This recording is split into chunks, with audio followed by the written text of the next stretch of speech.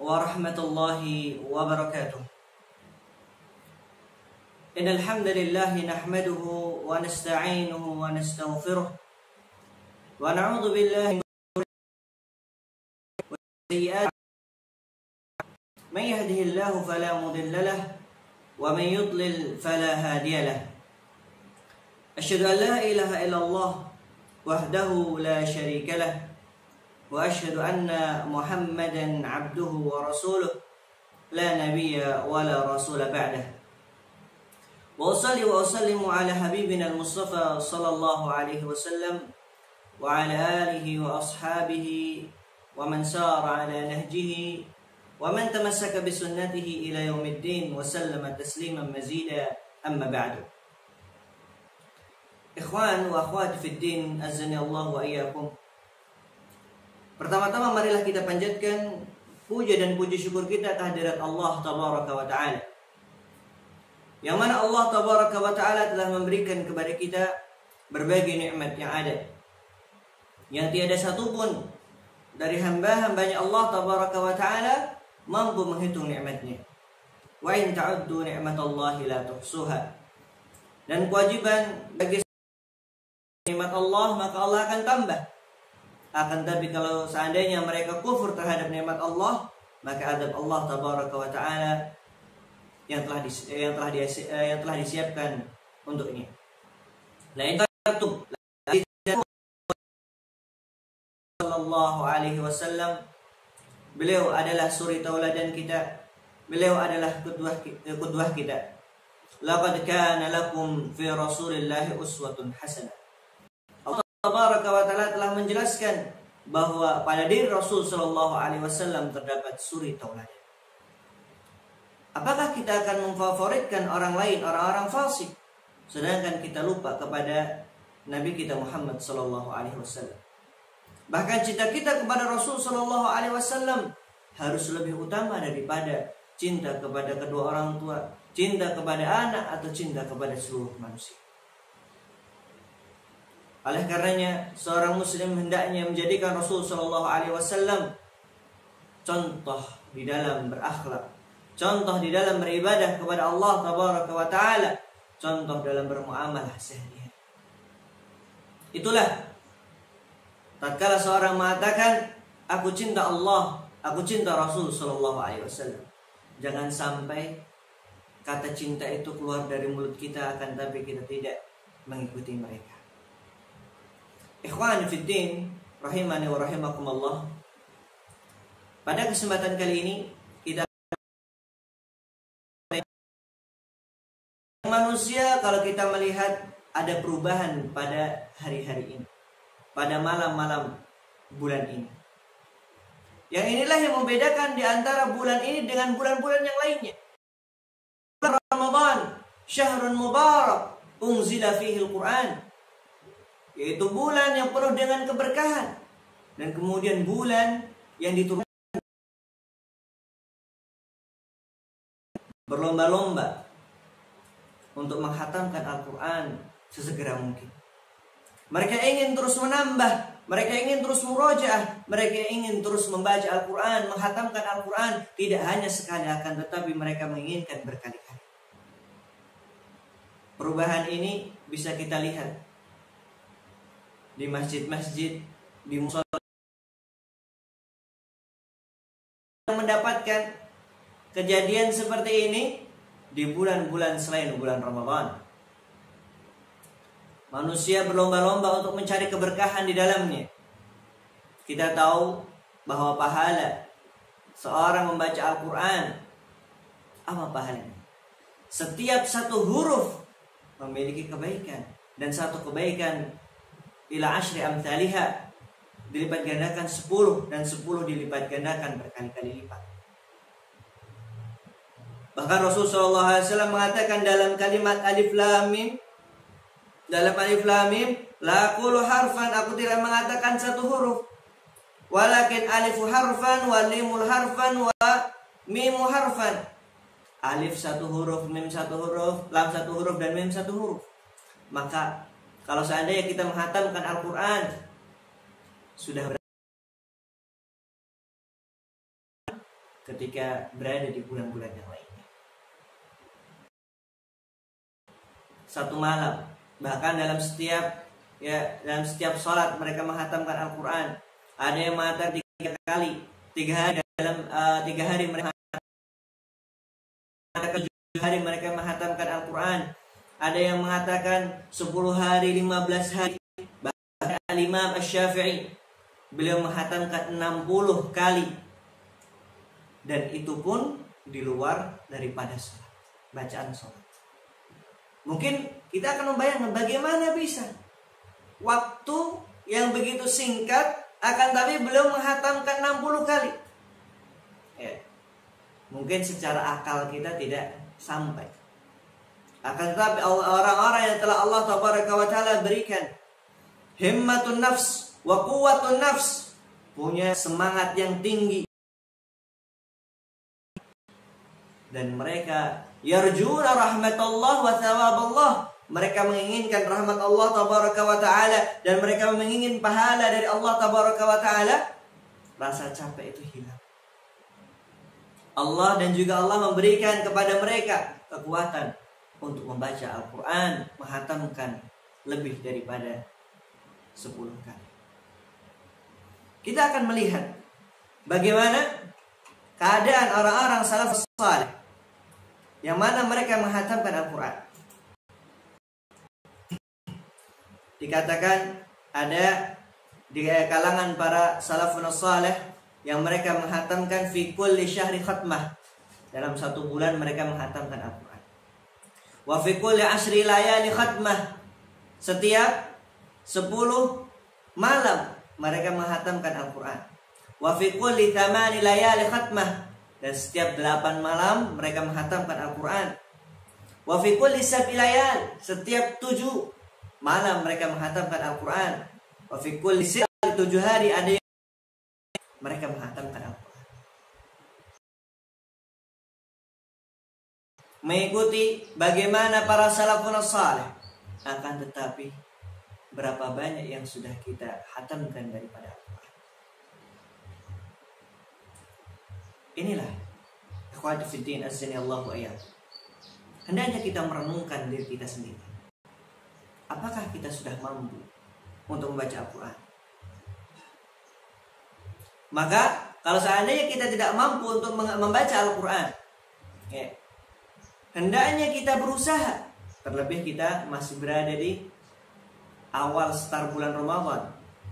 Jangan sampai baru menginjak hari ke berapa ini, 8, ternyata kita sudah loyo, ya. Sudah kencang-kencang ternyata loyo di akhirnya, bahkan di pertengahannya. Akan tapi bagaimana kita berusaha semaksimal mungkin dari awal bahkan sampai nanti akhir, bukan tambah loyo, akan tapi bagaimana kita semangat untuk memperbanyak ibadah kita di bulan Ramadan. Ikhwani fiddin azani Allah wa iyyakum. Al-Quran kita kenal bagaimana Allah Tabaraka wa Ta'ala mensifati Al-Quran. Pada surah Al-Baqarah ayat yang Tabaraka wa Ta'ala mengatakan,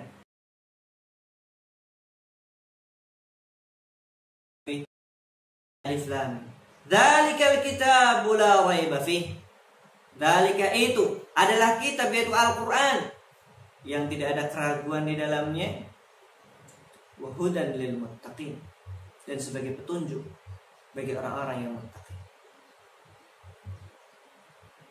Kemudian kalau kita melihat di dalam ayat yang menerangkan bulan puasa di bulan Ramadan, Syahrul Ramadan alladzi unzila fihi al-Qur'an hudan lin-nas.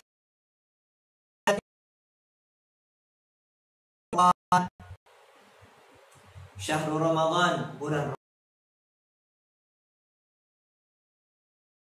unzila fihi, hi kembali kepada siapa? Syahrul Ramadan. Dhamir hi kembali kepada bulan Ramadan, yang mana di dalamnya diturunkannya Al-Quran. Hudan linnas, sebagai petunjuk bagi seluruh. Tidak hanya dikhususkan bagi orang-orang kaum muslimin, akan tapi Allah Tabaraka wa Ta'ala di dalam ayat ini mengatakan hudan linnas, sebagai petunjuk bagi seluruh manusia. Tidak hanya muslim, tidak hanya non-muslim. Kalau orang yang mau berakal, tatkala kita tahu nih, ternyata di suatu jalan kita ingin menuju suatu tempat, ada rambu-rambu di sana dan ada petunjuk arah. Tatkala kita bodoh, tatkala kita tidak tahu makna-makna dari rambu-rambu yang telah ditetapkan, yang telah dibuat oleh negara agar kita tidak tersesat daripada ayat-ayat Al-Quran, daripada rambu-rambu yang sudah disediakan, akhirnya kita akan terjerumus pada kesalahan-kesalahan. Kita tahu nih, ternyata S ketika di strip artinya dilarang stop, atau P ketika di strip namanya dilarang parkir. Akan tapi kalau orang yang nggak paham, akhirnya apa? Dia akan parkir di sana, dia akan stop di sana. Dilarang buang sampah, akhirnya dia akan buang sampah. Bahkan terkadang orang yang sudah tahu itu adalah petunjuk, mereka mampu membacanya, akan tetapi apa yang terjadi? Karena mereka membangkang terhadap perintah-perintah tersebut, terhadap maka hendaknya kita menjadi seorang yang di tengah-tengah di antara mereka, dua kelompok ini. Kita mampu memahami petunjuk-petunjuk yang datang dari Allah Tabaraka wa Ta'ala, dan kita juga menjalankan apa-apa yang telah Allah Tabaraka wa Ta'ala perintahkan. Ini kalau orang yang mau selamat, karena Al-Quran sebagai hudan, petunjuk bagi manusia. Orang kafir kalau nggak mau di tempatnya di neraka, mukhalidan fiha, kekal di neraka, ya sudah, ambil nih Al-Quran, masuk ke dalam agama Islam. Bukan orang Islam yang mengatakan seluruh agama sama. Kalau dia mampu membaca Al-Quran dari surah Al-Fatihah sampai surah An-Nas, maka dia akan memahami, menjadikan Al-Quran itu sebagai petunjuk, sebagai jalan kebenaran. Ikhwani fiddin, azjani Allah wa iyyakum. Tatkala kita mengetahui bahwa Al-Quran adalah petunjuk bagi manusia, dan terlebih kita masuk dalam bulan Ramadan yang mana pahala-pahala dilipat gandakan, maka apa yang sudah kita lakukan pada bulan ini? Radhiyallahu anha, tatkala datang dalam hadis Fatimah an abiha sallallahu alaihi wasallam annahu akhbaraha, bahwa Rasul sallallahu alaihi wasallam mengabarkan anna Jibril, sesungguhnya Jibril kana yu'ariduhul Qur'ana kulla 'amin marrah. Jibril alaihi salatu wassalam setiap tahunnya datang kepada Rasul sallallahu alaihi wasallam untuk mengajarkan Al-Qur'an. Akan tetapi tatkala di akhir hayat beliau, tatkala detik-detik ajal mendatangi beliau sallallahu alaihi wasallam, maka pada tahun tersebut beliau belajar bersama Jibril sebanyak 2 kali dalam menghatamkan Al-Quran. Maka kalau kita melihat hal ini, bahwa Rasul Shallallahu Alaihi Wasallam tidak hanya sekedar membaca sendiri, akan Nabi Jibril Alaihi Wasallam mengajarkan kepada Nabi Muhammad Shallallahu Alaihi Wasallam. Akan tetapi memahami maknanya, inilah yang harus kita usahakan semaksimal mungkin. Bahkan di dalam kitab At-Tibyan fi Adabi Hamalatul Quran yang ditulis oleh Al-Imam An-Nawawi rahimahullahu ta'ala, beliau menyebutkan wal mukhtar wal ikhtiyar, bahwa wal ikhtiyaru anna dhalika yakhtalifu bi ikhtilafil ashkhas, bahwa bentuk atau model menghatamkan Al-Quran itu berbeda-beda antara satu dengan yang lainnya. Faman kana yadharu lahu bidaqiqil fiqh wa lataif wa ma'arif falyaqtasir ala qadri ma yasulahu kamalu fahmi ma yaqra'u. Maka hendaknya kalau seandainya dia mampu memiliki kekuatan untuk berpikir, memahami, maka hendaknya sesuai dengan kemampuan dia. jangan sampai kita seperti dua hal, seperti dua kelompok. Ya. Yang pertama, kelompok pertama yaitu orang-orang munafik, yang bahkan dikatakan oleh Al-Imam Ibn Rajab. Kemudian jangan sampai kita seperti orang-orang munafik, orang-orang Khawarij, dan itu yang disebutkan oleh Rasul Shallallahu Alaihi Wasallam, bahkan bacaan mereka lebih banyak daripada bacaan para sahabat. Ibadahnya mereka lebih bagus daripada ibadahnya para sahabat. Akan tetapi apa? Dikatakan bahwa bacaan mereka tidak sampai pada tenggorokan mereka atau kerongkongan mereka. Yang mana dalam artian tidak sampai pada hati mereka. Makna-makna daripada Al-Quran tidak tersalurkan sampai pada diri mereka. Akhirnya apa? Walaupun mereka banyak membaca Al-Quran, apa yang terjadi? Mereka mudah mengkafirkan orang-orang muslimin, keluar daripada jamaah kaum muslimin, menghalalkan darah-darah kaum muslimin. Inilah sebab tatkala mereka tidak memahami Al-Quran. Dan jangan seperti orang-orang munafik. Tatkala mereka membaca Al-Quran terasa sulit bagi mereka. Bahkan sholat pun terasa sulit bagi mereka. Maka janganlah kita menjadi dua kelompok ini. Kita berusaha menjadi orang-orang yang di tengah, yang mana kita membaca Al-Quran dan juga kita memahami apa-apa yang ada di dalam Al-Quran. Maka kalau seandainya ditanya, bagaimana Ustaz? Mana yang lebih baik? Seorang menghatamkan Al-Quran berkali-kali dan dengan orang yang mungkin menghatamkan Al-Quran beberapa kali akan tetapi faham apa yang ada di dalam Al-Quran. Maka kalau dijawab, jawaban yang paling sempurna yaitu orang yang banyak menyelesaikan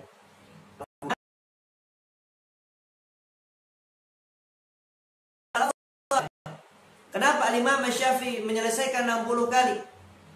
Karena beliau memahami apa-apa yang kandungan yang ada dalam Al-Quran, beliau paham. Akan tapi seperti kita, yang pertama bacaan saja mungkin terkadang kita masih salah, makharijul hurufnya masih salah, tajwidnya pun masih belepotan. Bagaimana kita berusaha untuk, karena yang terpenting tatkala membaca Al-Quran adalah kita paham Allah Tabaraka wa Ta'ala. Bagaimana kisah-kisah mereka, bagaimana kita memahami ahkam-ahkam hukum. Jangan sampai itu semuanya terlupakan daripada kaum muslimin. Kalau kita melihat bagaimana tadi riwayat dari putri beliau sallallahu alaihi wasallam Fatimah, bahwa Rasul sallallahu alaihi wasallam yatadarasuhu ma'a Jibril, belajar bersama Jibril alaihi wasallam pada bulan Ramadan. Maka nasihat saya bagi seluruh kaum muslimin, minimal kita membaca terjemahannya. Kita baca terjemahannya minimal. Kita paham, kita resapi. Karena maksud daripada Al-Quran adalah perintah dan ini perintah Allah Tabaraka wa Ta'ala. Fala yatadabbaruna Al-Quran. Tidaklah kalian mau mentadabbur Al-Quran. Walau kana min 'indi ghairillahi lawajadu fi ikhtilafan katsira. Kalau seandainya kalian mengetahui mau mentadabbur Al-Quran, maka segala sesuatu yang dibuat oleh manusia yang bukan datang dari Allah. Oleh karenanya, akhi wa ukhti, azanillahu wa iyyakum, datang bulan Ramadan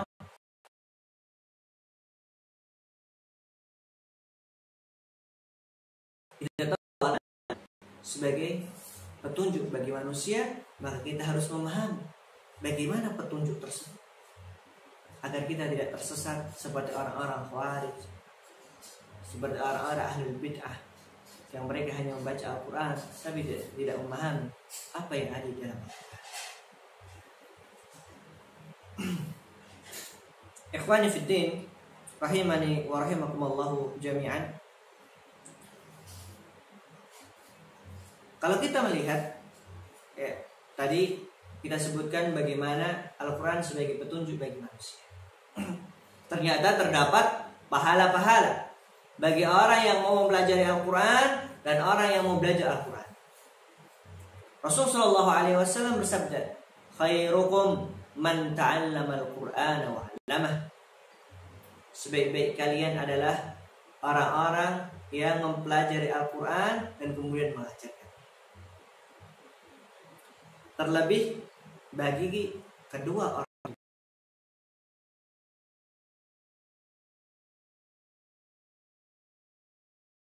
waquduhan nas wal hijar. Jagalah diri kalian dan keluarga kalian dari api neraka.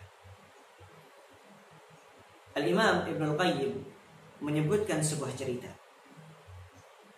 Zaman dahulu ada seorang raja yang memiliki anak perempuan.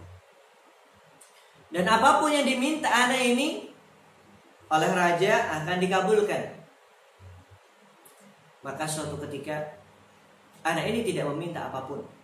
Tatkala dia selesai belajar Al-Quran bersama gurunya, maka raja ini pun heran. Kenapa tidak meminta apapun? Biasanya dia meminta ini dan itu. Ya buni, ya bint, wahai anak. Ya abati, wahai bapak. La atlubu minka syai'an, aku tidak meminta darimu sesuatu apapun. Walakin, akan tapi aku meminta satu hal ini dan aku tidak akan meminta hal-hal yang lain. Maka raja pun mengatakan, sebutkanlah wahai anak.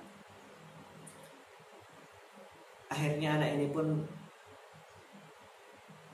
membaca ayat yang telah dia pelajari. Qu anfusakum wa ahlikum nar. Jagalah dirimu dan keluargamu dari api neraka. Wahai bapakku, aku tidaklah meminta kecuali engkau menjamin agar keluarga kita, karena selama ini dia lupa untuk mengajarkan kepada anaknya perkara-perkara ilmu agama. Bahkan di dalam riwayat yang lainnya,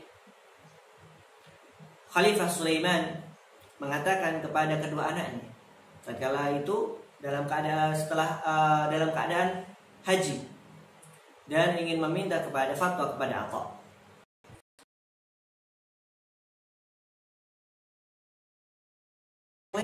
Duduk menunggu, tidak serta-merta, oh saya khalifah maka salat.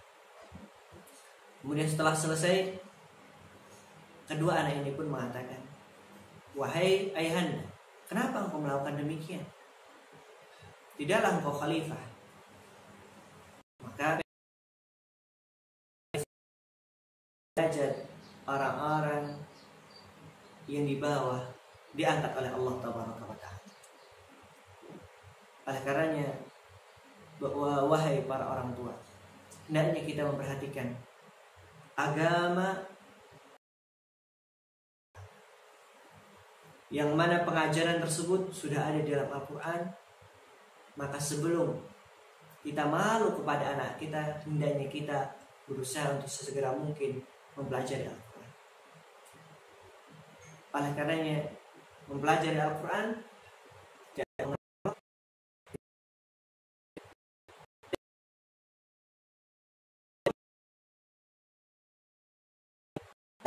Al-Quran, karena tidak ada penghalang. Para sahabat radhiyallahu alaihim ajma'in, ada yang masuk Islam umurnya sudah tua, akan tapi hal tersebut tidak menghalangi mereka untuk belajar dari Rasul sallallahu alaihi wasallam.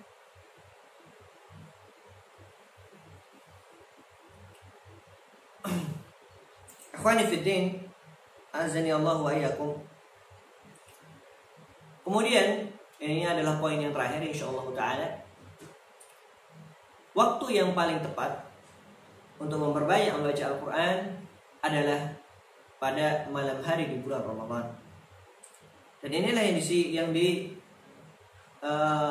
beberapa pendapat dari para ulama, yang diambil daripada hadis Ibnu Abbas radhiyallahu anhu, anna al-mudarasah bainahu wa baina Jibril kanat lailan. Bahwa melihat dari hadis Ibnu Abbas bahwa Rasulullah sallallahu alaihi wasallam belajar bersama Jibril itu pada malam hari. Fadalla ala istihbab al-ikthar min at-tilawati fi Ramadhan lailan. Maka yang paling mustahab, yang paling disukai hendaknya seorang memperbanyak kesibukan manusia itu sudah tidak ada lagi pada malam hari. Wa tajtami'u fihi al-himam, dan keinginan-keinginan yang kuat itu ada pada malam hari.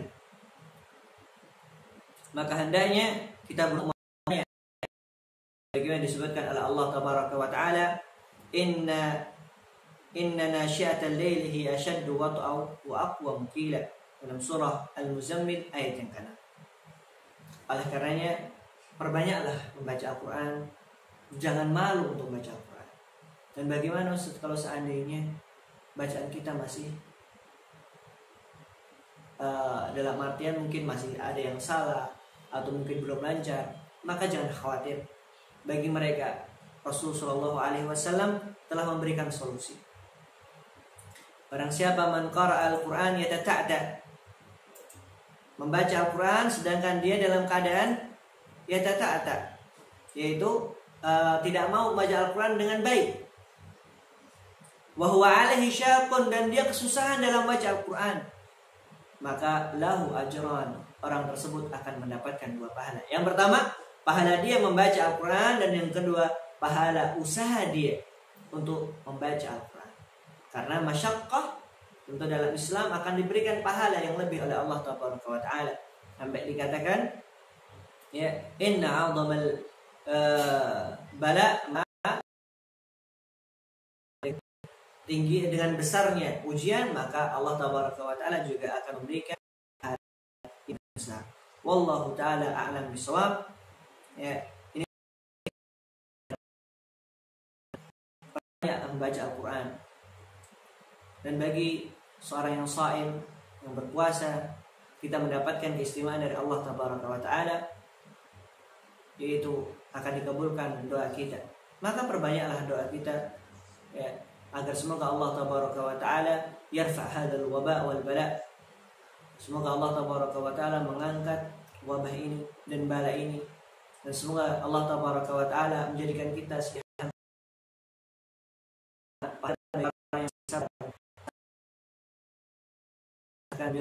hisab, tanpa ada hitungan, dalam artian ya unlimited, tidak ada hadnya, tidak ada batasannya. Wallahu ta'ala a'lam wa a'lam. Ini yang bisa kita sampaikan. Adapun kalau ada kekurangan itu datang dari pribadi dan juga datang dari syaitan. Wa na'udzubillahi min dzalik. Apabila ada kelebihannya,